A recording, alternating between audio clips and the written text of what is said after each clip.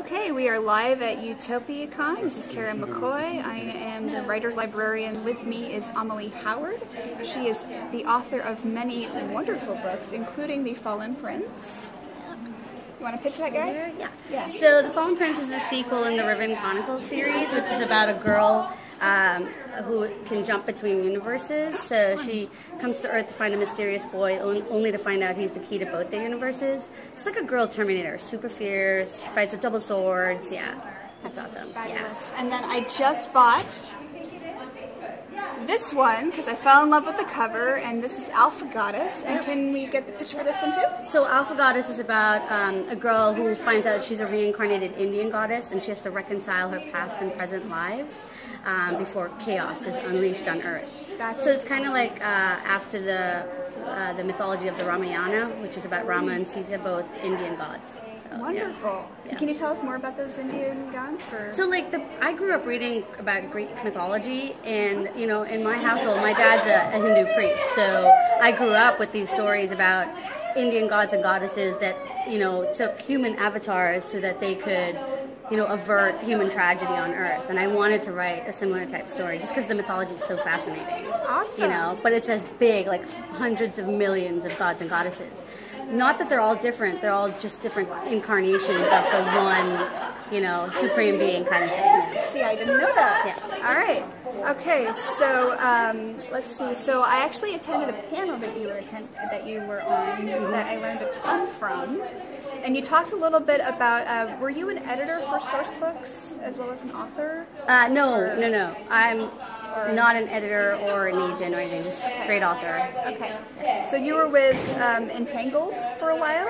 Are you still with Entangled? Yeah. So Entangled is new. We just signed with them this year. They are publishing my historical romance, Dukes and Duchesses. The title is My Rogue, My Ruin. So very excited about that. That's a great title. Thank you. Yep. Awesome. Yeah. You also talked about when, because you've had 4 agents.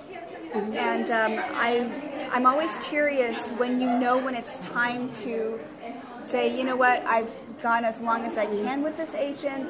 Can you share with us some of the things that led to some of those decisions that you made? Like, how did you know that it was time to say, okay, I need to move on? Right. You know, my previous agent is incredible. She is a force of nature. She's super passionate. She's very enthusiastic. She sold 10 books for me. So I'm very grateful to her for what she's done. And, you know, as far as why I changed, I just wanted to try something different. You know, there's only certain things you can change, which is your product, your agent, or yourself. And so I kind of was like, okay, what can I do that's different? And I mean, I might fail or I might be super successful. Either way, it's a gamble, and you have to decide what's going to work for you from a career perspective. Absolutely. You know? And that's really good advice, because I think that road looks different for everyone. Yep. And that's why I try to frame my interview questions. It's not like, how did you do what you do, because that's your path. Right. And so I think everybody has a good path, and you're another example of that. And you said something that really caught my attention during the panel, which was your voice will resonate with the right agent. Can you kind of elaborate on that a little bit and what your experience has been with that? So, you know, in terms of writing and coming up with good ideas, there's nothing that's original. No art is original.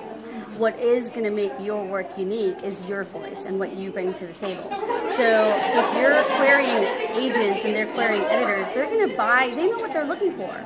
And something in your writing, whether it's your characters or your plot or your story or, you know, just your unique voice, they're going to want to see more. And that's what I mean. So I've done creative writing workshops where I've given the premise, I've given the characters, I've given the setting, and every story will be different. Yes, some of those things will be the same, but because of each person's unique voice, it'll be different. So, like, if the prompt was like sheep, you and I would write very different sheep. Yeah, possibly. You know, exactly. I might have a fantastical blue sheep in, you know, a parallel universe, and you might have a sweet, cute little white sheep that's walking around, and you shave it to make a sweater. And then my sheep would probably get pissed off by being shaved. Right, you know, so something like that, yeah. Because I think sheep would be. Right. Don't take my fur. No, or wool. No, I mean, it's like, I grew this myself. Right. No, it's mine. I love the marketing example you gave. I think it involved oranges. Can you repeat that and then say maybe right So that's kind of like the whole value of agents. So I can go out and sell my oranges. You know, if you're querying agents and you go to a fairly new agent and say, "Can you sell my oranges?" She can sell the oranges, sure, but what if there's a person who usually buys oranges from another person, right? They buy from a person they trust. They know that the orange is going to be perfectly ripe. They know it's going to taste delicious. So they're going to trust buying from that seller. So in the same way, trusted editors are going to buy from agents that they trust. So that's what I meant. Great example. Which is why it's so important to look at sales track record when you're querying agents. What else should you look like? So sales track record, is there like a top 3 or 5 things that you should look at? Or I know research in general is good, but do you have any other things that are really important like that? Yeah, research in general is awesome. Just to make sure that you're looking at, the right genre. If you're writing science fiction, you don't want to query somebody who's contemporary romance. Right. You know what I mean? Sales track record is definitely a huge must. Just because you want them to be successful. And if they haven't sold recently, they're not going to, they may not be successful in selling you. The other thing you want to look for is connection. That connection, because it's like a relationship. You want to make sure you get along.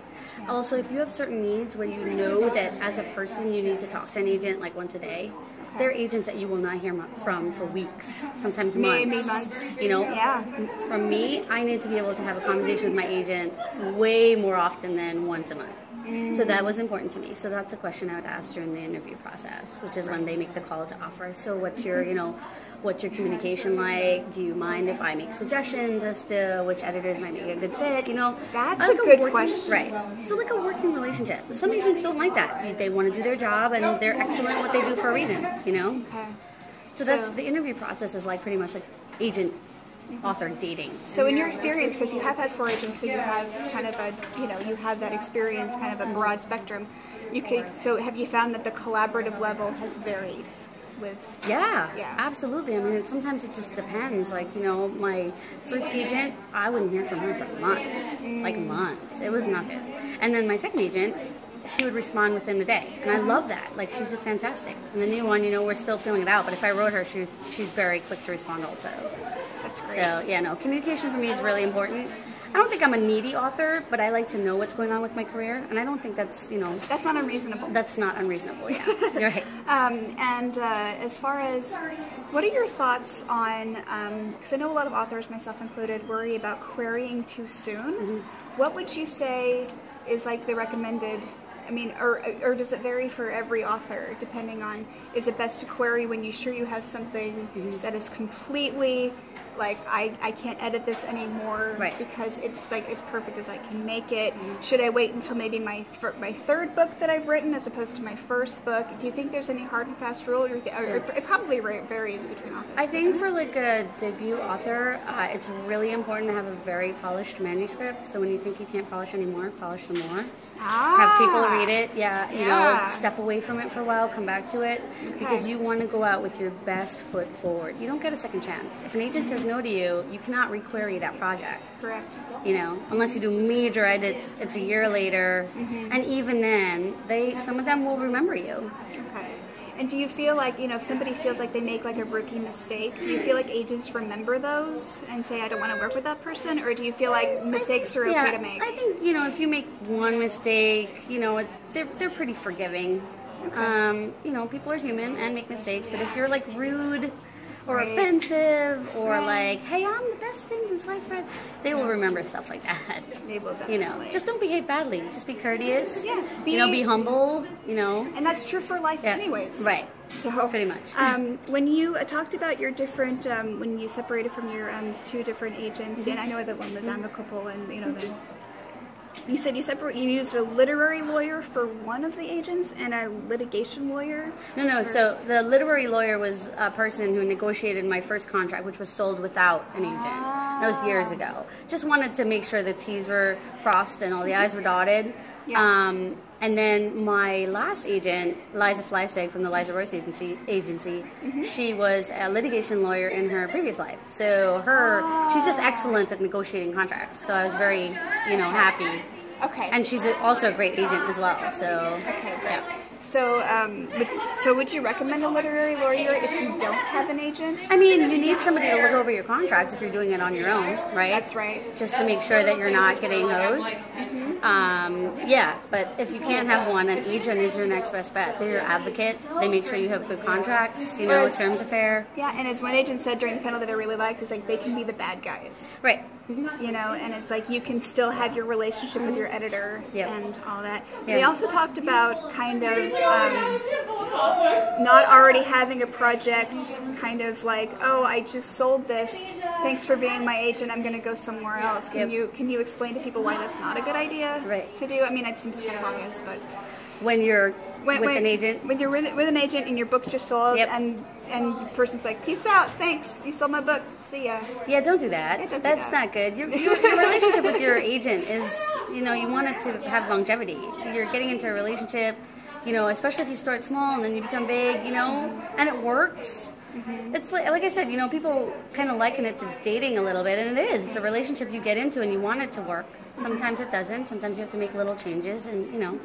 Great. But yeah, don't just dump your agent when she sold your book. Right? Yeah. Nobody likes that. You guy. know. No. So I have one final question to you, and it's a two-part question. So what about your writing journey have you enjoyed the most thus far? And what do you do to kind of renew your creativity when you feel like the well runs dry? So for me, the thing that I love the most is getting to meet fans and readers, just because people who've read your book and it's something that you're naturally passionate about because you've written it.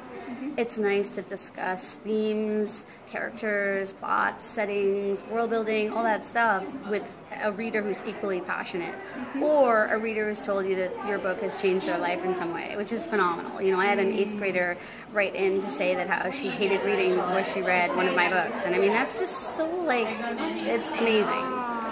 And then wonderful. Your second question, thank you. And your second question was? My second question was, Second part.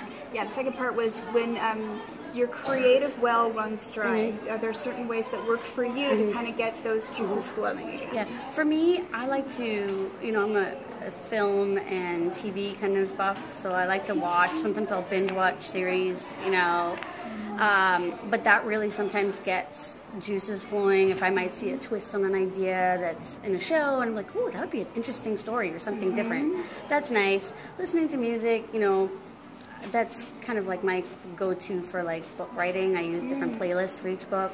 Oh, great. Yeah, so sometimes, like, if I'm feeling kind of just not inspired, I'll listen to something that might spark an idea or something. Do you find that the playlist kind of influences the writing depending on what you're listening to? Absolutely. So for like my historical romance series, I listen to a lot of classical. And then for my Almost Girl series, which is like science fiction, I listen to a lot of dubstep. Nice. Yeah. So Dubstep does way for extremes. Does kind of go with sci-fi. Yeah. That's true. So yeah. Well, thank you so much for your time Awesome. and sharing your expertise with us. And we look forward to seeing many more books from you. Yay! Thank you so much. Yay! Bye.